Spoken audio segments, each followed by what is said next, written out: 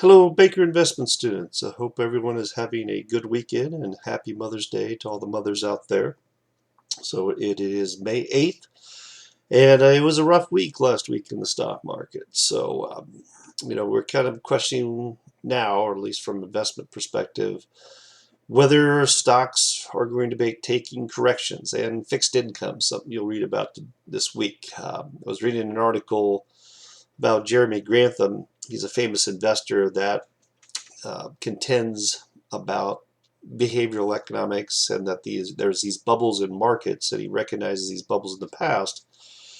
And one concern that he expressed was that we may have been in a bubble, and that bubble is going to suddenly burst, just like we did in 2008. I don't know to the extreme, the subprime crisis, because that was related to the government not necessarily regulating the market very well with the credit default swaps, but this being that housing prices have risen so much recently, and now you have 30-year interest rates at like 5.5%, that these prices are going to plummet. And it's going to have ripple effects in other types of investments. So we've got the worst of scenarios right now. That's very difficult for the Fed, the fiscal government, to see how are you going to correct for this super high inflation, which I think was probably attributed to a degree by so much stimulus spending during COVID.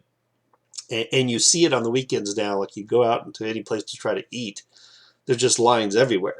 I kind of want to be warning the people. It's like, be cautious. I know you've been pent up demand for so many years, but you may want to watch your money because things are going to get really expensive, and the economy is not going to do well either. So it's and all the craziness in the world with Russia and the war in Ukraine. So it's a volatile time right now, but hopefully we'll get back to some type of stability.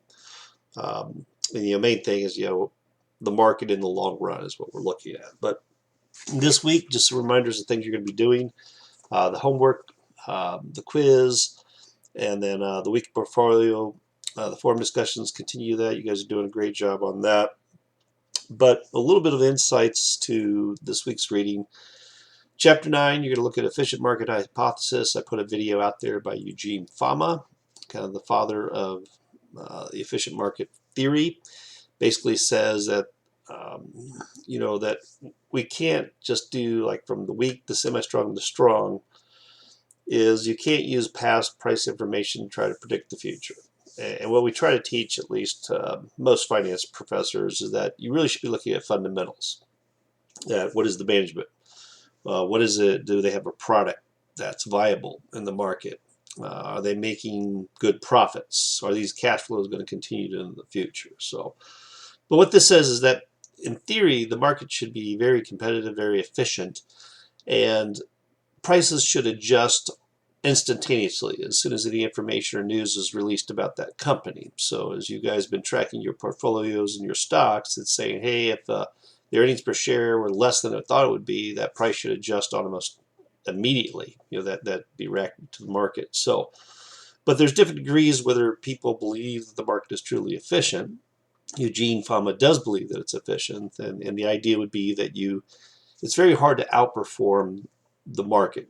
Professional money managers have a hard time beating the S&P 500 index. So what I suggest to you, or I suggest to students for the long term, is just invest your money in the S&P 500 portfolio. It's a low cost. There's no rocket science to it. I always love to be someone that manages an S&P 500 index fund, because all you're doing is just buying those same 500 stocks. There's no thought process to it at all, and that's why it's very low cost in the mutual funds. But they used to do a thing called the darts versus the pros. It kind of proved this efficient market hypothesis. And I think at the beginning they would actually take a monkey and have the monkey throw a dart on a board of the Wall Street Journal and see where it would land, and whatever it landed, they would pick those stocks and track it for 6 months, and then they asked professionals to go out and pick a certain amount of stocks and which ones would you invest in for 6 months.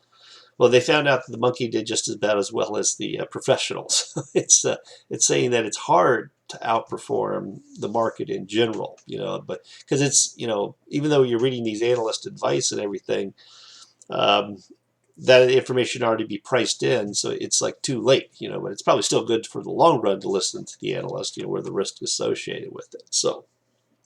But I think you'll find that chapter very interesting. They talk about behavioral economics. Whether people are really rational or not. They make decisions based on emotion, and maybe not necessarily do things that are in their best interest, or are they being rational about their investments? Some would say that from the subprime crisis, that people are not being rational about taking out another mortgage on a home, or expecting that these returns should last forever. So they were taking on more risky decisions. And this chapter is also going to go into what's called technical analysis. From my normative analysis, that's opinion. Probably other finance professors would agree that we recognize it because so many people do it. And technical analysis is looking at charts, looking at behaviors and patterns, and saying, oh, this stock is ready to break out from this trend line and you should be buying it. But the fundamentals would say that's baloney.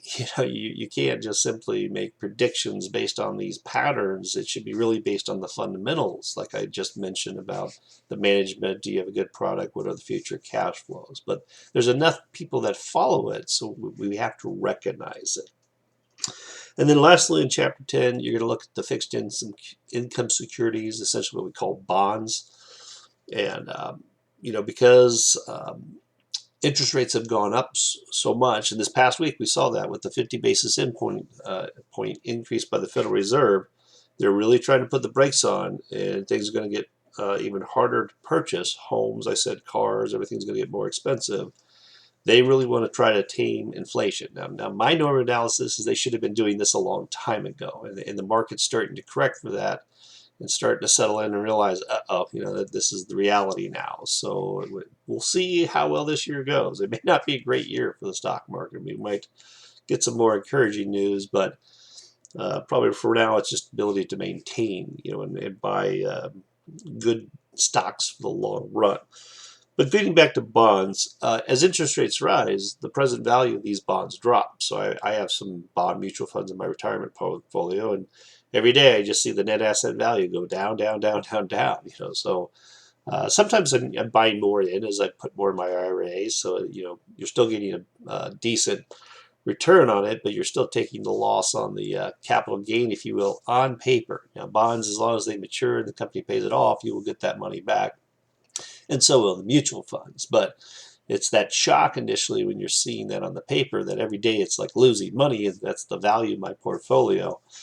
So that's a lot that's been going on with that. But you're going to read a lot about the different types of fixed income securities, everything from convertibles to the different types of debt and the risk associated with those. But you got to remember that companies issue a lot of debt. Stocks get most of the news, but bonds aren't spoken about as much, but they're a big part of investors' portfolios and a big part of the way companies raise money too. But that was it for this week. So do email me if you have any questions. We do have like the last 2 weeks are the projects. I'm doing some traveling today in the afternoon, heading towards the St. Louis area. So I'll check email maybe like 12 o'clock or so. And then I'll have to be checking it probably if I can get to the internet later tonight. But at the latest, I'll get to you tomorrow. But otherwise, have a great week. Our course is quickly approaching the end, only 3 weeks left. So just keep plugging away. Ask me questions, and look forward to talking to you online. Have a great week. Bye.